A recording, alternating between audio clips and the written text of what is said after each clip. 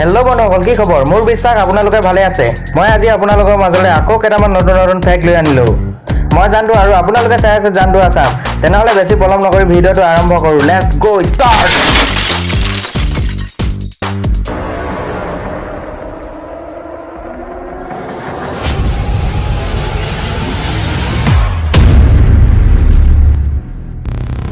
Number 5, আমি সকলোৱে আকাশত উৰি থকা হেলিকপ্টাৰ দেখিছোঁ।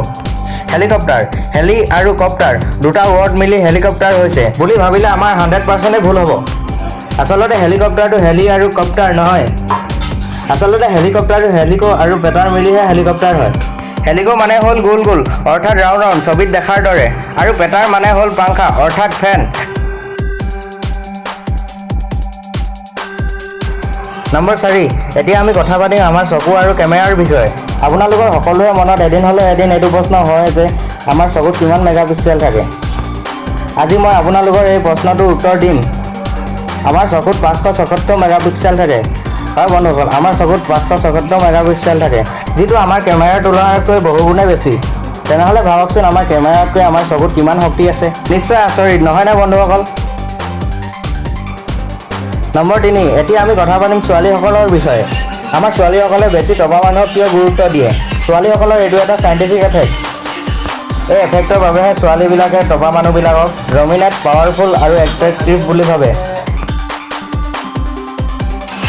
Number 2, Amazon river. এই ৰিভাৰখন বহুত দীঘল ৰিভাৰ হয়, কিন্তু সেইটো ফেক্ট নহয়।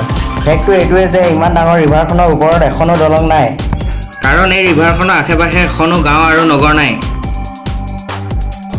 যদি ভিডিঅ'টো চাই মনতে ভাল লাগিছে লাইক কৰক আৰু শ্বেয়াৰ কৰক, আৰু যদি এনেধৰণৰ নতুন নতুন ভিডিঅ' পাই থাকিব বিচাৰে চেনেলটো ছাবস্ক্ৰাইব কৰি লওক, আৰু লগতে ঘণ্টি বটনটো দবাবলৈ একেবাৰে নাপাহৰিব। আহক তেনেহ'লে আমি ভিডিঅ'টোৰ ফালে আগবাঢ়োঁ। নম্বৰ 1, মকৰা জাল। মকৰা জাল বহুত শক্তিশালী হয়। যদি 500 গ্ৰাম মকৰা জাল একেলগে গোটোৱা হয় গোটেই পৃথিৱীখনকে ঘেৰি পেলাব। তেনেহ'লে ভাবকচোন কিমান শক্তিশালী মকৰা জাল। আজিলৈ ইমানেই, আকৌ নতুন এটা ভিডিঅ'ত লগ পাম। তাত আছি ইউ বাই।